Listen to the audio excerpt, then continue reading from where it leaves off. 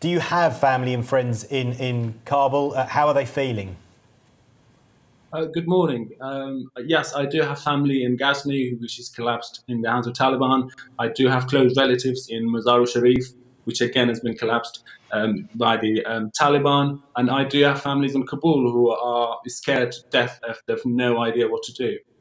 There is a lot of uncertainty, there is a lot of disorder, and people don't know what to do. People feel betrayed, both by the government and the international community. In particular the Western countries, and they have no idea what to do. And at the moment in Afghanistan, there's no way to get out of Afghanistan. There's no way to fight the Taliban because people are not powerful enough to fight the Taliban. And all they have to do is to wait and see what happens. And the times are very, very uncertain. Parwiz, it's incredibly hard for you to have to follow this via the news, and I suppose you're in regular contact with your family. You say that they're in towns that have now been captured by the Taliban. What have they been saying to you about that? Has it been peaceful? Have they been disappointed that some of the Afghan-trained fighters have laid down their arms so quickly? What's been their strength of feeling? As I said earlier, they've been betrayed by the government and the international community. They are in a state of shock and how easily the government's giving up against the Taliban.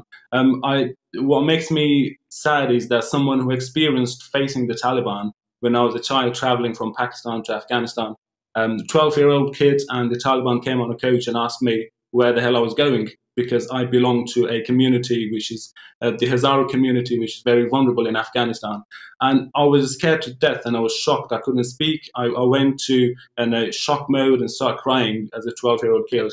Now, how do men and women, and in particular females and children, feel in Afghanistan when the Taliban are around, on their streets with their guns? And in particular, the friends and relatives that I've talked to, women who go to work, they've been asked to go back home and they'll be soon replaced by men to do their job.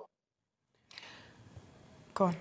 I was just wondering, Parwiz, can you just explain for us what it was? Did you live under the Taliban yourself when you were in Afghanistan?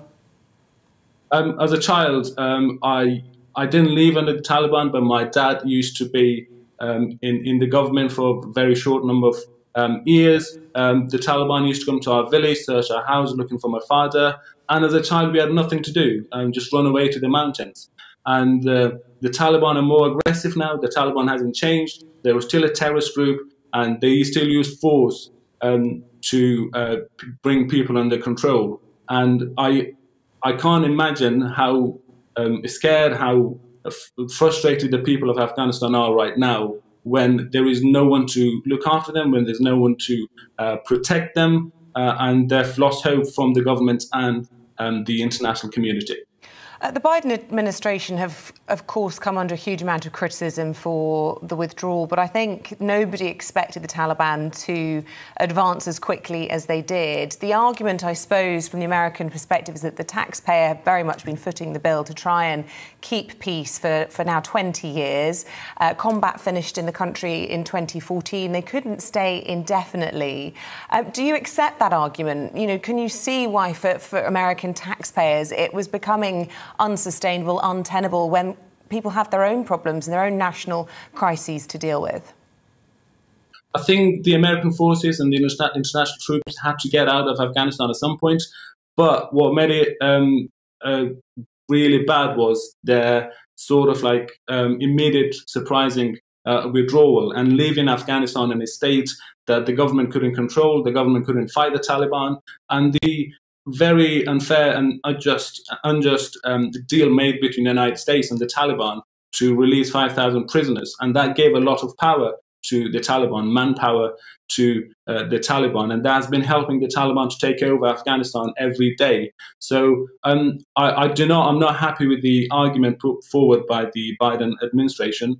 In particular, for example, as the diaspora, because we are so frustrated and we cannot do anything. We want to help out and we want to do something. We want to start fundraising to help those families who have been displaced and help the vulnerable communities such as the Hazaras in Afghanistan who have nothing who have no one to protect them. So no, it is not an acceptable argument by the Biden administration.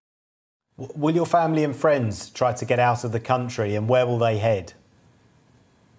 I've been talking to my family in Kabul and Ghazni, and they're trying to get out of Afghanistan. It is literally difficult to get out of Afghanistan. My family don't have any financial problems. They have the money to get out of Afghanistan. There is no way to get out of Afghanistan. And when we ask them, can you try and get out of Afghanistan, all they say is, where should I go? Yeah. Well, do you say, would they try and get to the UK or to another country of safety? Do you think they'll be able to claim asylum? It's very difficult because I know Canada has announced to accept 20,000 refugees, but UK hasn't made any commitments, as far as I know. No, because the moments are very uncertain and they just wait and see what happens. Parwiz, you started by talking about the trauma that you suffered when you were fleeing in, was it 2012, and how you didn't speak for long periods of time. You know, of course, you very much want your family in Afghanistan to get out, I'd imagine, even if it is a difficult journey for them. Do you fear for the hundreds of thousands of displaced people, many of them children like you were, who will, you know, go through what you've been through? I do, yes. You know, you have to look at it from a different perspective as well. 20 years of war, 20 years of progress. Women were allowed to go to school, women were allowed to go to university, work in banks and in industry. And now that has come to an end. That 20 years of efforts and hard work has amounted to nothing. And that is majorly to do with the fact that, you know, with the surprising withdrawal of the foreign troops from Afghanistan, living in Afghanistan in a state that they cannot defend themselves. And there are thousands of refugees like myself, displaced refugees in Afghanistan, who has no access to primary healthcare, who has got no access to hygiene, and they're struggling to find their day-to-day food and survive on the streets. How do you feel? I mean, you know, you live in the UK now, and you did live in Afghanistan. How do you feel about the way the UK government's behaving and about the country itself? I think the UK government can step in. Not only the UK government, but the international community has to act now. It is already a humanitarian crisis. It is going to be a bigger one. I think the UK government needs to step in and sort of protect the vulnerable communities, in particular the Hazaras, who have been neglected and isolated by the government of Afghanistan for years and years. A good start would be to accept more refugees and talk to the government of Afghanistan to, I think resisting the Taliban forces at this moment by the people would be very difficult, because the people don't have the facilities to fight them. But in the UK as a great force in the world could interfere and protect the vulnerables in Afghanistan, maybe accept more refugees in that case. Parwiz Karimi, it's been really powerful hearing from you this morning, your amazing story. And look, we send our very best wishes to your family in Afghanistan, that they remain safe now that they are in towns under the control of the Taliban. Thanks very much for talking to us this morning. Welcome to the GB News YouTube channel. You can watch us live 24 hours a day, catch up on your favourite shows and join in the conversation in the comments below. Don't forget to subscribe and you'll never miss any of our exclusive content.